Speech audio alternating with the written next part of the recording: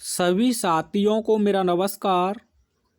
आज हम इस वीडियो में इंग्लिश का प्री बोर्ड जो क्वेश्चन पेपर है 2024 के लिए क्लास 10th के अंतर्गत इस क्वेश्चन पेपर को मैं आप लोगों के समक्ष इस वीडियो में डिस्कस करने जा रहा हूं।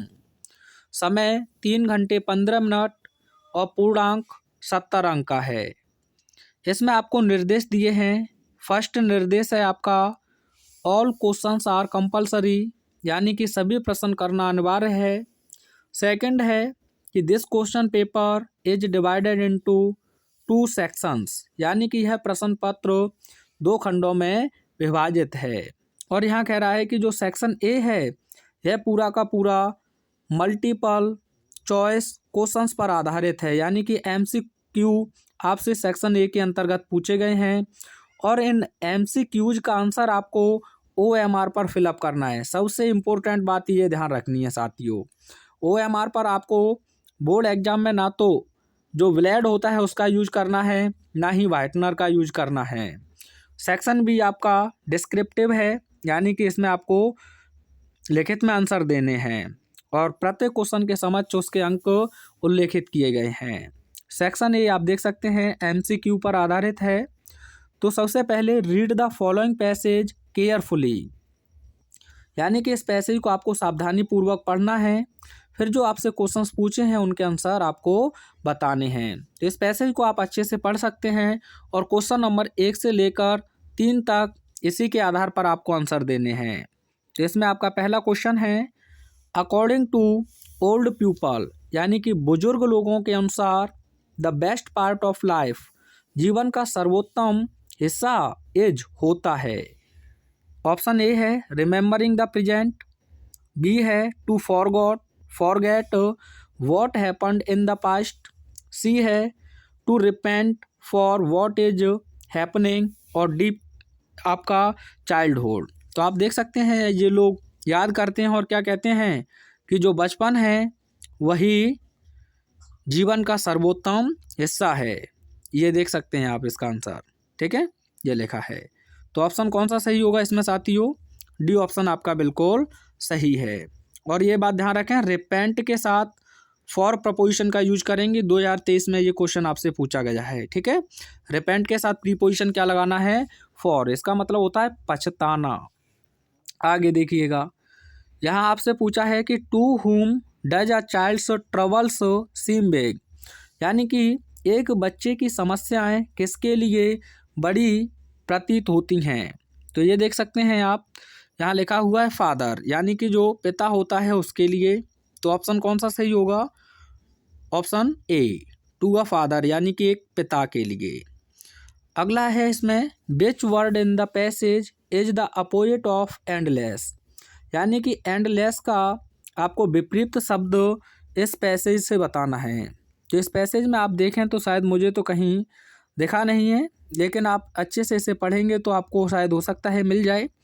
लेकिन मैं आपको बता देता हूँ, कॉन्टिन्यूअस का मतलब होता है निरंतर, तो एंडलेस का मतलब भी होता है निरंतर या अथाह।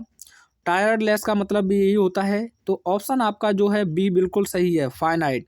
फाइनाइट का मतलब होता है सीमित और एंडलेस का मतलब होता है अथाह या फिर निरंतर रूप से, सीजलेस, ठीक है। और ये भी आप ध्यान रखें, ये पूछा गया है आपका 2023 में, तो बहुत अच्छे से इसे तैयार कर लीजिएगा। क्वेश्चन नंबर 4 से लेकर 8 तक फिर आपको अपनी OMR पर सही ऑप्शन को फिलअप करना है। तो फोर्थ क्वेश्चन है, एट द क्लिनिक, यानी कि क्लिनिक पर the doctor gave tricky, doctor ने ट्रिकी को दिया। एक क्वेश्चन मैं आपसे पूछता हूँ, हु वॉज ट्रिकी, ट्रिकी कौन था? इसका आंसर आप कमेंट में सेंड कीजिएगा। तो ऑप्शन इसमें आपका सही है सी, नो फूड, कोई भी भोजन नहीं दिया था, फॉर 2 डेज, यानी कि 2 दिनों तक। तो बताएंगे मुझे हु वॉज ट्रिकी? देखते हैं कैसी तैयारी है आपकी। Question number 5, today we will start writing sentences, आज हम सेंटेंस यानी कि वाक्य लिखना प्रारंभ करेंगे। हु सेड, किसने कहा था ये? तो ऑप्शन आपका बी सही है, अनिल ने कहा था। किससे? हरी सिंह से। अगला क्वेश्चन है, मैक्स वॉज प्रेजेंट, मैक्स उपस्थित था, इन द रूम, कमरे में, ऑफ ऑसवाल, ऑसवाल के, टू किल हिम, यानी कि उसे मारने के लिए। या keep an I on him, या उस पर एक निगरानी बनाए रखने के लिए, या take the report from him, यानी कि उससे उस जो सूचना आने वाली थी उस सूचना को प्राप्त करने के लिए। तो सी ऑप्शन आपका सही होगा। जो सूचना आने वाली थी उस सूचना को प्राप्त करने के लिए मैक्स ऑसवेल के कमरे में उपस्थित था। अगला है Mr Jeffers the constable had to arrest a man without. जो मिस्टर जेफर्स जो एक सिपाही था उसे एक व्यक्ति को गिरफ्तार करना था विदाउट, बिना। तो आप पढ़े थे हेड, यानी कि बिना एक सिर वाले व्यक्ति को। अगला है भोली वॉज द डॉटर ऑफ। भोली किसकी पुत्री थी? आप देखेंगे तो रामलाल समय है, लेकिन नंबरदार रामलाल था। क्या था? नंबरदार रामलाल। या फिर आप इस थोड़ी सी जो आपको एक पैराग्राफ दिया है इसे पढ़ना है, और ये मिजबिल द ऑटर से है। तो इसमें आपको 2 क्वेश्चन हैं, 9 और 10 इसके आंसर देने हैं। तो आप पढ़ लीजिएगा अच्छे से। Why was at a suitable spot for his experiment, यानी कि यह उसके प्रयोग के लिए एक उपयुक्त स्थान है या था। क्यों? तो यह इसलिए था कि it was surrounded by water bodies. ठीक है, यानी कि यह चारों तरफ से जलों से भरा हुआ था। ये देख सकते हैं, ये नीचे लिखा हुआ है। ठीक है, आगे देखिएगा अगला question. The phrase crossed my mind means, यानी कि जो वाक्यांश है क्रॉस्ड माई माइंड, इसका मतलब होता है अचानक से दिमाग में आना। तो ऑप्शन नंबर डी आपका सही है, केम इनटू माई माइंड। ठीक है, अगला देखिए। Who used to auction meadows for 40 years, यानी कि जो ऑक्शन मीडोज है 40 वर्षों से कौन इसका प्रयोग किया? तो यह आपका प्रपोजल चैप्टर से है। तो बी ऑप्शन इसमें सही है। पीजेंट्स, जो लोकल वहाँ के किसान थे, ऑफ नाट्यलियाज फादर्स ग्रैंड फादर्स। ठीक है, ये इसका प्रयोग कर रहे थे। चिल्ड्रन इन गोवा, गोवा में बच्चे लॉन्ग्ड फॉर, यानी कि अभिलाषा रखते थे। तो ब्रेड बैंगल्स, यानी कि वो कहते हैं कि जो ब्रेड बैंगल्स होते थे हम इन्हीं की इच्छा करते थे। The post master decided to reply the letter because, यानी कि पोस्ट मास्टर ने जो पत्र था उसका उत्तर देने का निश्चय किया। क्यों किया था? तो ही डिडंट वांट, वह नहीं चाहता था, to shake the writer's faith, यानी कि जो राइटर का विश्वास है वह डगमगाए। तो ऑप्शन नंबर सी सही होगा। अब यह क्वेश्चन नंबर 14 और 15 है। यह आपको एक स्टैंजा पर आधारित है। इसमें आपसे पूछा है इट रिफर्स टू, यहाँ जो इट है यह किसे रिफर्स करता है, यानी किसे संदर्भित करता है। तो आप यहाँ इस स्टैंजा को पढ़ेंगे। The fog comes on little cat feet it sits. अब यह बैठता है, कौन बैठता है? कोहरा। तो कोहरे को रिप्रेजेंट कर रहा है। तो आप क्या लिख देंगे यहाँ?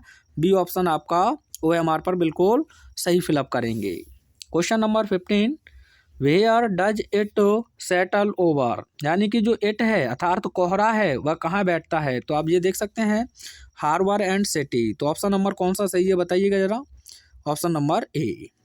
आगे देखिए, यहाँ ग्रामर से क्वेश्चन है आपके। तो इसमें आपका 16वां क्वेश्चन है cat upon the jumped table the, इसका आपको सही ऑप्शन चुनना है। तो द टेबल से हो नहीं सकता है। The cat jumped upon the table बिल्कुल सही है आपका, यही आंसर। ठीक है, अब देखिए स्ट्रक्चर क्या होता है, सब्जेक्ट वर्ब, ठीक है, ऑब्जेक्ट। और लेकिन यहाँ देखा जाए तो कैट उसके बाद प्रीपोजिशन रख दिया है, यहाँ टेबल के बाद ही रख दिया है, तो ये गलत है। ये क्वेश्चन अच्छा है। ठीक है, वॉट इज टाइम, ये भी पूछा गया है आपका, ये मत सोचना कि नहीं पूछा गया है, ये क्वेश्चन भी पूछा गया है। वॉट इज टाइम, क्या समय है? योर वॉच, आपकी घड़ी में। तो आप कहेंगे सर इन लगा दें, नहीं, घड़ी की कभी भी बात करें आपको वाई का यूज करना है। इंटर में भी पूछा गया है ये। मेड के साथ आपको ऑफ लगाना है, लिख लीजिएगा, मैं फिक्स आपको कुछ बता देता हूँ। प्राउड के साथ भी आपको ऑफ लगाना है। ठीक है, प्राउड के साथ भी आपको ऑफ लगाना है।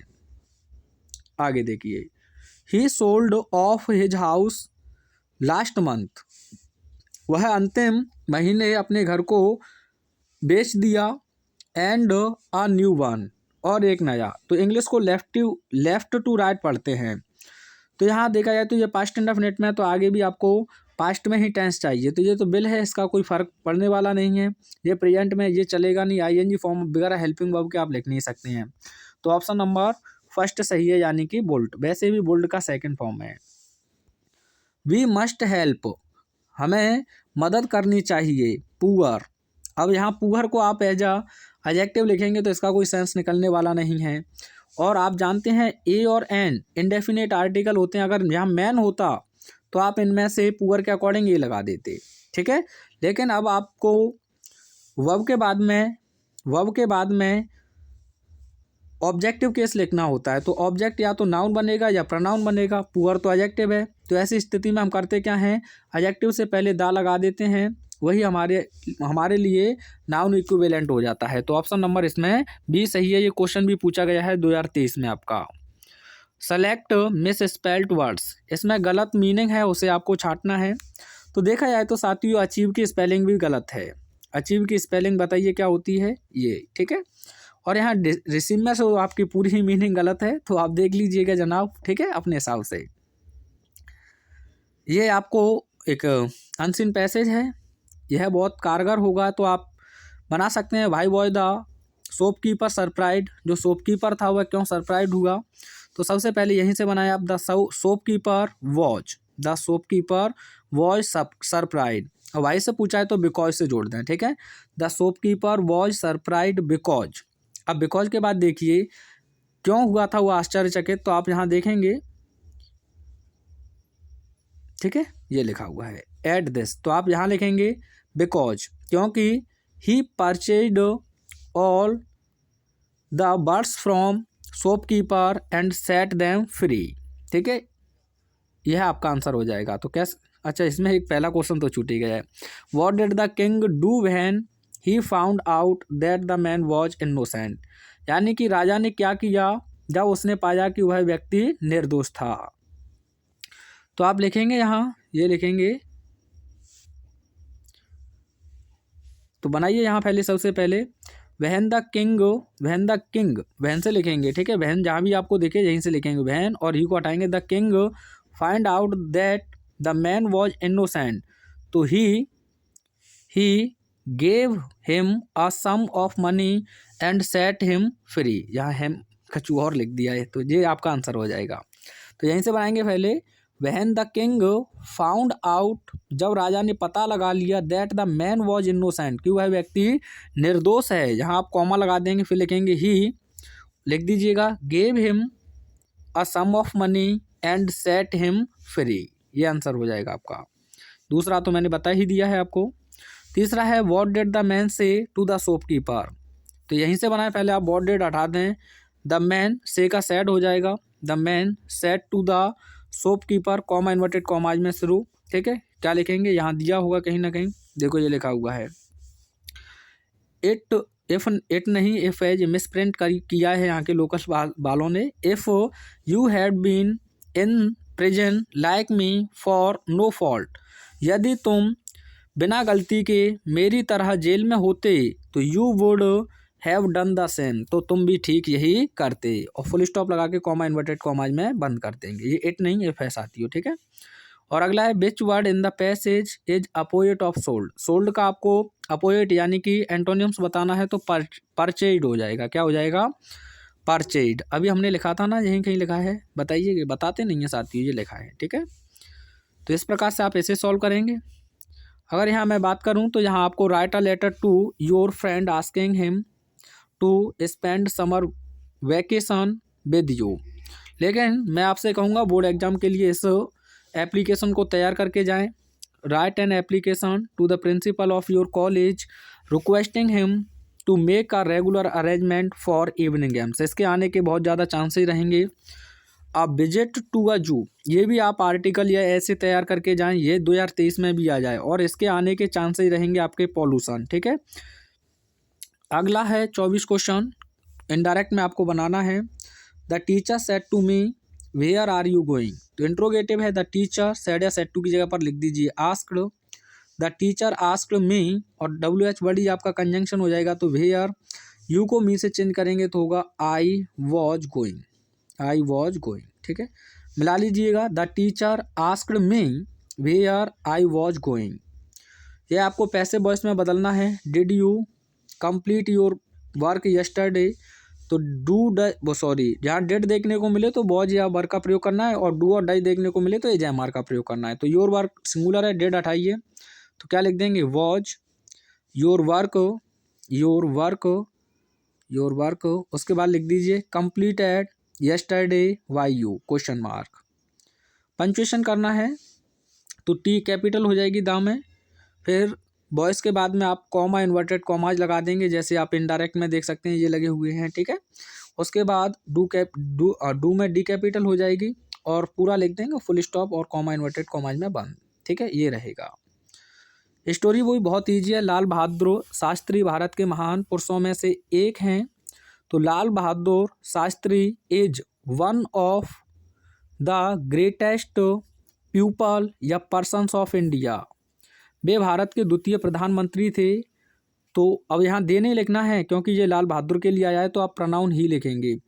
ही was the second prime minister of India, he was the second prime minister of India.